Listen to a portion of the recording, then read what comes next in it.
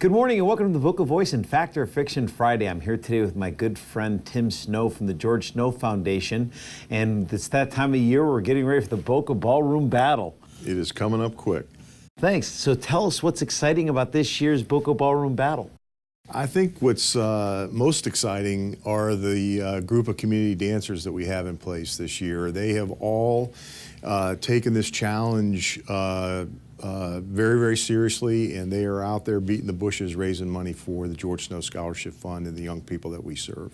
Well, unlike last year, I mean, I got to tell you, it is so competitive. I have never been to this many events that I have. I mean, last year when I did it, Tim, I mean, we had a couple events. I mean, everyone had one, maybe two. Right. I mean, I've been to a minimum no less of maybe 7 or 8 events for John Tolbert for sure. And I know Terry Fideli has had at least 3 or 4. Right. And I mean, every one of the dancers have had 2 or 3. I mean, this is getting crazy. Well, like I said, they're taking it so seriously, and they're getting very creative in their fundraising, right? In the past, our dancers sort of raise money by calling out to their friends and getting donations. And this year, for whatever reason, the dancers are, like you say, they're doing events, and they're doing fun events. And so it's a new sort of creative way that they are trying to raise even more money for the event and for the scholarship fund, and it's turning out amazing. I mean, they're really raising some great money, increasing the exposure to the event, to the community, and to more people. And so it's probably a model that we're going to want to follow going forward. So tell me, are there still seats available for the event? We do have some seats, not many. We're a little bit more than a month out now. We're ahead of schedule in terms of our seating sales, so there's little doubt that we'll sell out the event this year for sure. So if folks are interested, we encourage them to give us a call so that we can get them in there. We cap it out at about 760 seats, and we sell that out almost every year, and it looks like this year it's certain to be a sellout. And I know the raffle is always a big thing. Can they buy the raffle ticket online? They can go online to our website, which is scholarship.org, and buy raffle tickets. They can also support their favorite dancers, not only through that scholarship.org site, but ballroombattle.com.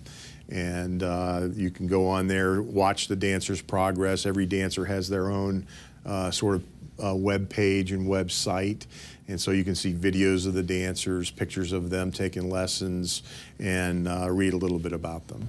Now, Tim, you know, I know why I got involved, and it's the messaging from each one of these kids and the fact that you actually not only provide a scholarship for the kids, but you actually do treat the kids almost as though you're their own. All right, so can you walk our viewers through a little bit more of the process of not only what you do for the kids, but how they apply and how you select the kids for the scholarships? Yeah, Pete, absolutely. So we go into every high school in Palm Beach County and do little workshops on the availability of our scholarships. So we don't fill out the application for them, obviously, but we answer any questions that they might have. So this year we received 1,006 applications. We have a team of close to 70 reviewers, and they all review those applications a minimum of 5 times. So every application gets seen 5 times. They score them on really 4 different areas, 3 or 4 different areas. And then we determine who are those top ranked students, and we interviewed 250 of those students this year over a course of about a week. And it is extremely competitive, as you can imagine. These students are from all over Palm Beach County. We conduct the interviews, and from those interviews then they get scored, and we do a need analysis on them at that point. And so then we just go through and try to allocate as much money as we can to these top ranked students.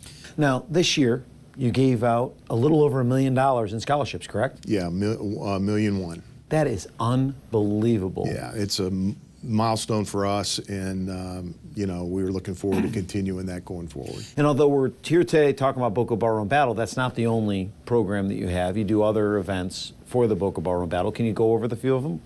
Other than Ballroom Battle? Yeah, sure. Yeah, so we do the Cowboy Ball, which we do in February every year, which we've been doing. I think this will be our 27th year now, and we just recently moved it over to Meisner Park in the amphitheater. Which is great. We got great feedback from that. Of course, we have our awards reception, which really is not a public event. It's for our donors and our supporters and our kids and their families. We do that typically the first Thursday in June. And then we have, of course, Ballroom Battle in August, and then we have a golf tournament at Royal Palm Yacht and Country Club that we do in late October every year. And just for our viewers, if they don't or can't go to any of the events, they can donate outside of that, correct? Absolutely. So how would they do that?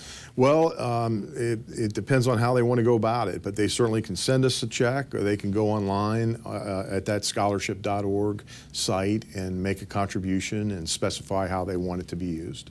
And I have one last question for you, because I think this is important. I know a few of my friends have done this, like Donna Parlapiano, who got me involved in the organization. Right. If they want to have a scholarship made in their name or a family member's name, right, and they wanted to actually have a scholarship done in their family name, how would they go about that process? It's really simple. You give us a call, and there's three things that you need to do, and that's establish a name, establish how much money you want the scholarship to go for. Our minimum is $7,600, and then establish what criteria you want. So you may want to serve or help somebody from the Glades area or our local community here. You may want them to go into a specialized career path. Like nursing. Yeah, exactly. You set the criteria, and then because we have such an extensive applicant pool, we typically get applicants that would meet that criteria, and then if we can set up something before October, and it's a very specific criteria, then we put that on our application, which helps us identify those students that would qualify for that particular scholarship. Well, that's great. I'm hoping that some of the viewers that are out there are going to take advantage of that, because I think that's a great opportunity to have a legacy for your family name, is to have a scholarship named after someone in your family. And there is absolutely no greater gift than educating someone, and it pays dividends not just for that individual student, but we have seen this over and over where it's really paying dividends for their families for literally generations to come. No better investment than our children and our future. I absolutely agree. So I can't help but bring up the fact that it's our 10th anniversary of the George Snow Scholarship Fund's Boca Ballroom Battle. Yeah. Any trick up our sleeves? And I'm not going to bring it up because I am co-chair, so Yeah, I'm not going to say it. But you are the founder of the foundation, so. If you want to give it up. Yeah, I'll definitely give it up. We're excited. This is our 10th year. And so what we're going to do is we've invited all of our past dancers, our alumni dancers, back to dance in the opening number. And we've gotten great response from that, and they're all very excited about it. As you know, Pete, when you do this, it's really sort of a bucket list kind of a thing, and many of our dancers want to do it again, and so this is an opportunity for them to be a small part of, actually a large part of the event this year. So this is a shout out to all of you alumni. If you have not answered Debbie's call out to you dancers, we want all of the alumni to come out and dance with us for the opening number. Please, if you haven't answered, we want every alumni to come out and dance with us on the dance floor. Absolutely. And Pete, I want to thank you for everything that you're doing for our organization, and you've been a real blessing to us and our kids, and we're very grateful to you. Listen, it's my pleasure. I can't think of a better organization to be involved with him, or a better friend to have than you personally and your organization. I appreciate that. Thanks for joining us. Thank you. Thank you for joining us for the Boca Voice and Fact or Fiction Friday. We look forward to seeing you next week. And don't forget to follow us online and on Facebook. And we look forward to seeing you soon.